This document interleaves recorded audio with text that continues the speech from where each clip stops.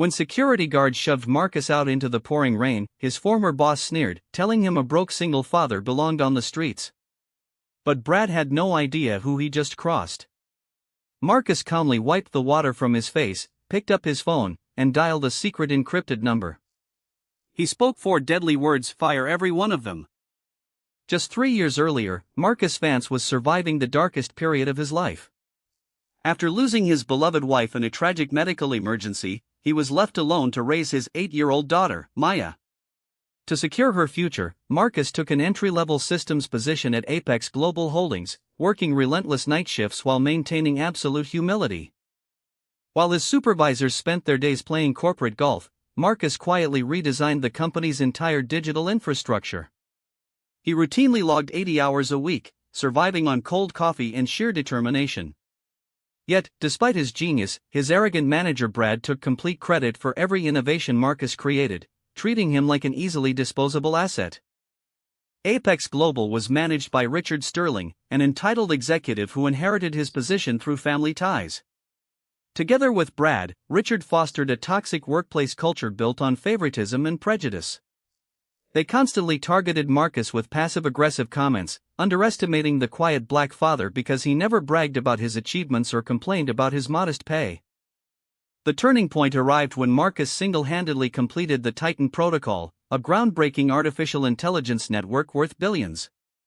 The software was designed to streamline global supply chains, promising to make Apex Global the most powerful conglomerate on Earth.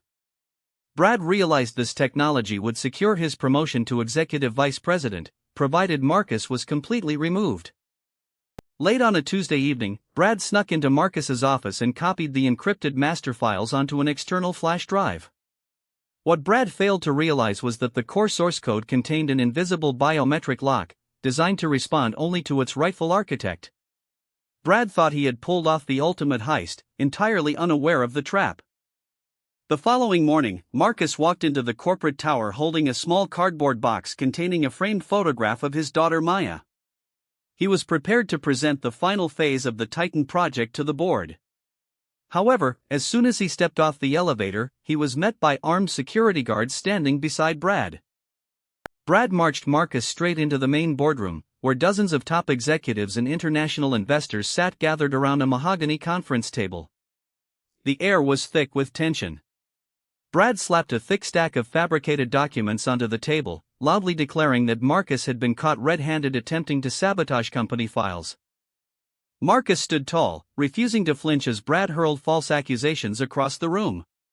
He looked into the eyes of the board members, hoping someone would ask for evidence.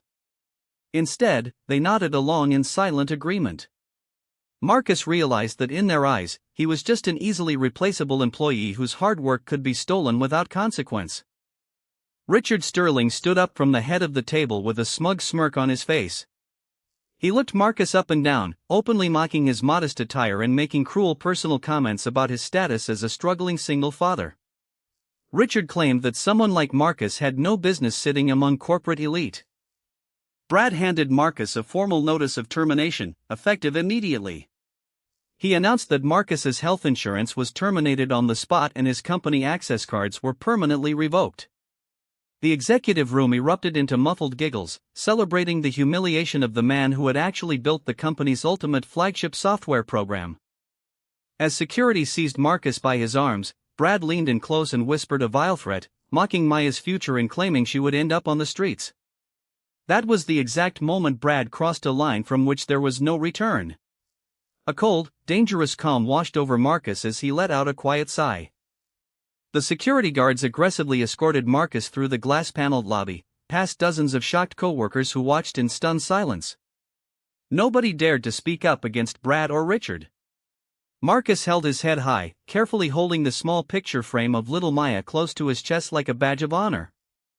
When they reached the front entrance, the chief guard roughly pushed Marcus through the revolving doors into the freezing cold city streets. His personal belongings spilled out across the wet sidewalk. Passers-by stared as Marcus calmly bent down, collecting his belongings without uttering a single word of anger or complaint. Marcus walked over to his 10-year-old sedan parked down the block and placed his box on the hood. He wiped a drop of rain off Maya's picture and placed it safely inside the passenger seat. Then, he reached deep inside his heavy winter coat, pulling out a sleek black satellite phone that nobody in the building knew existed. This was not a standard phone, it was an encrypted satellite terminal connected directly to the Supreme Board of Vanguard Holdings, the secretive parent entity that owned 82% of Apex Global. Years ago, the founding billionaire had named Marcus his sole successor, granting him absolute authority over the entire global enterprise.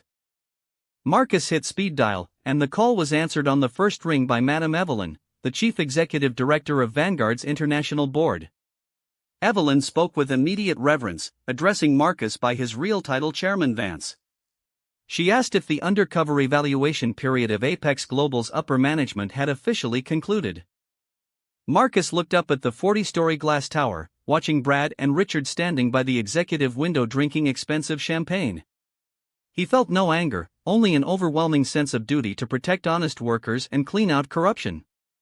Marcus cleared his throat and spoke in a clear, commanding voice that left no room for error. Marcus gave the order that would change everything: initiate Protocol Alpha immediately. Fire every single executive on that floor, freeze their assets, and lock down the entire network. On the other end of the line, Madame Evelyn did not hesitate for a second. She replied, "Consider it done, Chairman Vance. Force is en route." Within seconds of Marcus hanging up, high-frequency signals flashed across international servers from London to Tokyo. Vanguard Holdings activated a master override, freezing all bank accounts, credit lines, and legal authority associated with Apex Global's current executive suite. The financial trap had officially sprung, and Brad had no idea what hit him. Upstairs in the penthouse suite, Brad was pouring another glass of scotch, high-fiving Richard over their successful theft of the Titan protocol. They were discussing how to divide Marcus's stolen bonuses between themselves. They truly believed they had successfully crushed a defenseless father who possessed no power to fight back against their corporate machine. Suddenly, every single computer monitor in the building turned blood red. A deafening security alarm resonated through the hallways, and the glass emergency doors locked down automatically. The screens displayed a striking warning message: unauthorized code access detected. Biometric override engaged by majority shareholder. Brad froze, dropping his crystal glass onto the floor. Brad rushed over to his terminal, frantically typing in his master administrative password to override the system lock.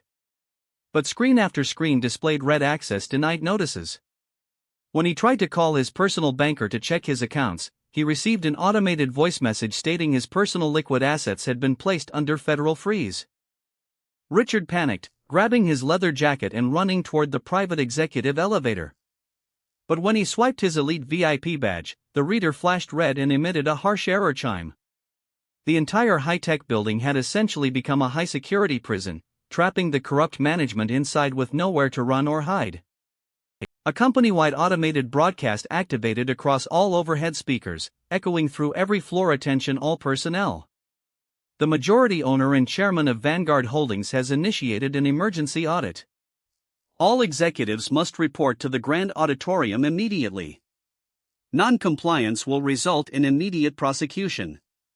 The office dissolved into complete hysteria. Outside on the street, sirens blared as a convoy of 6 black armored SUVs tore down the avenue, pulling up directly in front of the corporate plaza. Passers-by stopped to watch in amazement as federal marshals and elite private security guards scrambled out, forming a secure perimeter around Marcus's modest sedan. The door of the lead SUV opened, and Madame Evelyn stepped out, dressed in an immaculate dark suit accompanied by senior legal counsel. She walked straight up to Marcus, bowing slightly in profound respect. The security guards who had kicked Marcus out minutes prior stood frozen on the sidewalk, their jaws dropping in utter disbelief. The chief security guard who had threatened Marcus began shaking uncontrollably. He realized the man he had verbally abused and shoved into the rain was actually the trillion-dollar entity's ultimate commander. Marcus looked at the guard calmly, saying nothing, but the silent gaze alone made the guard drop his baton in complete terror. Madame Evelyn handed Marcus a leather briefcase containing his formal identity documentation and a bespoke Italian suit. Marcus took the briefcase, telling Evelyn that it was time to show Brad and Richard what happens when you underestimate a father who built an empire with his own hands. The entire team marched into the lobby. The lobby security turnstiles unlocked automatically as Marcus approached. Former colleagues who were lingering near the entrance gasped in shock as they watched federal marshals escorting the very man who had been fired less than an hour ago. Rumors spread like wildfire through corporate group chats that the true owner had finally revealed himself. Meanwhile, inside the crowded auditorium, over 200 employees and board members sat whispering anxiously. Brad and Richard were sweating profusely in the front row, surrounding themselves with high-priced corporate lawyers who were frantically trying to call judges to stay the lockdown. But every legal contact refused to pick up the phone. Brad tried to maintain a confident facade, telling the nervous board members that this was just a routine technical glitch caused by Marcus's departure. He insisted that once he uploaded the Titan protocol, the company's valuation would skyrocket. Little did Brad know, the Titan protocol was actively broadcasting his stolen files straight to federal authorities. The double doors at the back of the auditorium slammed open with a thunderous bang. Heavy silence immediately blanketed the room as armed marshals stepped inside, lining the side aisles. Then, Madame Evelyn walked down the center aisle, taking her place at the main podium. She commanded everyone's attention with incredible authority. Madame Evelyn adjusted the microphone and addressed the anxious crowd. Ladies and gentlemen, for 3 years, Vanguard Holdings operated this subsidiary under disguise to evaluate leadership integrity. Today, that evaluation ends. Brad leaned forward, chuckling nervously, still completely blind to the reality of the trap he was sitting in. Evelyn continued into the microphone. Please welcome the majority shareholder, chief architect, and supreme chairman of Vanguard Holdings. The spotlight shifted to the main doors as a towering figure stepped into the light. Clad in a tailored custom suit, looking like corporate royalty, Marcus Vance walked slowly down the central aisle. Gasps of utter disbelief echoed across the massive auditorium. Employees gasped, board members stood up in shock, and Brad's eyes practically bulged out of his head. The very single dad he had humiliated, mocked, and thrown into the rain was walking toward the stage with the power of a global titan behind him. Brad jumped out of his chair, pointing a trembling finger at Marcus, screaming frantically, "This is a mistake. That man is a low-level worker I fired an hour ago for fraud. Arrest him immediately." But before Brad could finish his sentence, 2 federal marshals grabbed him by the arms, forcing him back into his seat. Marcus took his place behind the podium, looking down at Brad and Richard with a quiet, unshakable dignity. The giant projector screens behind him flickered to life, displaying internal security recordings, audio logs, and financial transfer records detailing every crime Brad and Richard had committed over the past 2 years. The entire room watched in horror as audio played through the auditorium speakers, capturing Brad stealing the Titan protocol files and bragging about ruining Marcus's family. The board members lowered their heads in utter shame. Richard turned ghostly pale, realizing that every insult and crime had been caught on encrypted high-definition surveillance. Marcus raised his hand, silencing the shocked whispers across the room.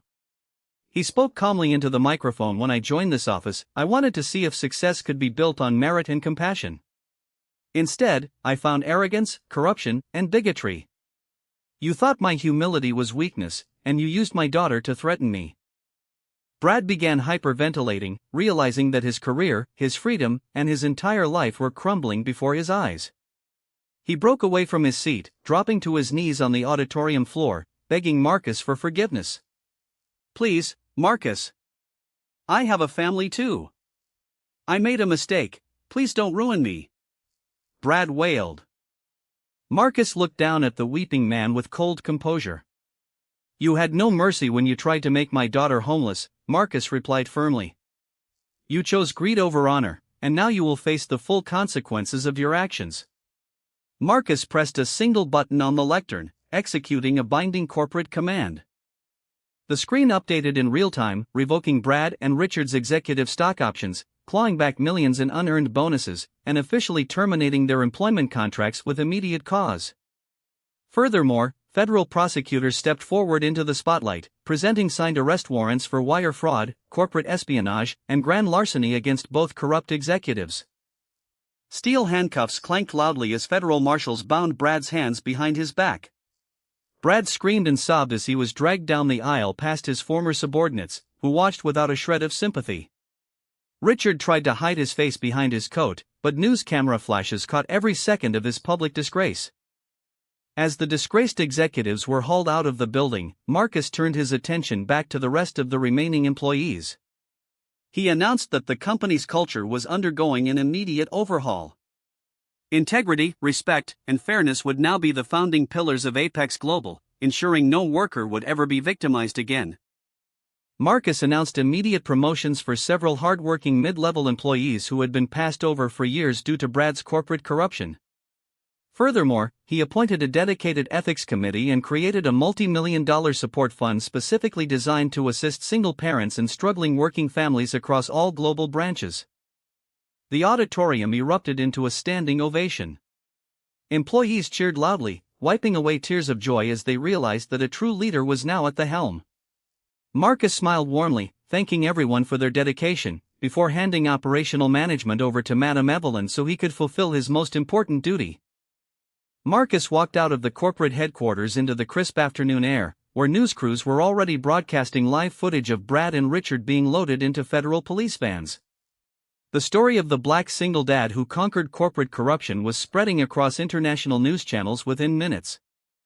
Standing near the plaza fountain was little Maya, wearing her favorite yellow raincoat, accompanied by her loving nanny. When she saw her father walking out of the grand glass doors, her face lit up with absolute joy. She ran as fast as her little legs could carry her into Marcus's open arms. Marcus scooped Maya up into a tight hug, lifting her high in the air as reporters snapped pictures of the heartwarming moment. Maya wrapped her arms around her father's neck, asking if he was done with work for the day. Marcus kissed her forehead, promising that they would never have to worry again. Reporters swarmed around Marcus, thrusting microphones forward and asking how a single father managed to stay so patient while enduring such terrible disrespect. Marcus looked directly into the camera, offering words of inspiration to millions of parents around the world who were working tirelessly to provide for their children. Never measure your worth by how people treat you when they think you have nothing, Marcus said calmly to the reporters. True power lies in quiet dignity, hard work, and doing right by those you love. Justice always finds its way to the truth, no matter how long it takes. The video clip of Marcus's speech went viral globally within hours, garnering millions of views and inspiring people across every continent. Marcus fans became a global symbol of quiet strength, showing the world that humility is not weakness, and that love for family can dismantle even the most corrupt corporate empires. Weeks later, news reports confirmed that Brad and Richard were sentenced to 20 years in federal prison with no possibility of early parole. Stripped of their stolen wealth and disgraced on a global stage, they were forced to spend 2 decades contemplating the arrogance that caused their absolute downfall. Under Marcus's revolutionary leadership, Apex Global flourished into one of the most respected and humane corporations in the world. Employee satisfaction reached record highs, and the company launched dozens of charitable initiatives aimed at supporting low-income families, building community centers, and funding equal opportunity education grants across the nation. Marcus dedicated his life to raising Maya, ensuring she grew up grounded, kind, and surrounded by love. He never let his wealth change his core values, remaining the same humble father who always made time to cook dinner, help with homework, and attend every single parent-teacher conference. One evening, as Marcus and Maya walked along the quiet ocean pier holding hands, Maya looked up at her father with bright, shining eyes. She told him that he was her ultimate hero. Marcus smiled down at her, knowing that all the hardships he endured were completely worth it. Standing on the edge of the pier as the warm sun dipped beneath the golden horizon, Marcus felt absolute peace in his heart. He had protected his daughter, served justice to the wicked, and proved to the entire world that truth and love will always triumph over prejudice and corporate greed. What an incredible story of dignity, justice, and the unstoppable power of a father's love. If Marcus's journey touched your heart today, please take a second to hit that like button, drop a comment sharing your thoughts, share this video with your friends, and subscribe to our channel for more amazing stories.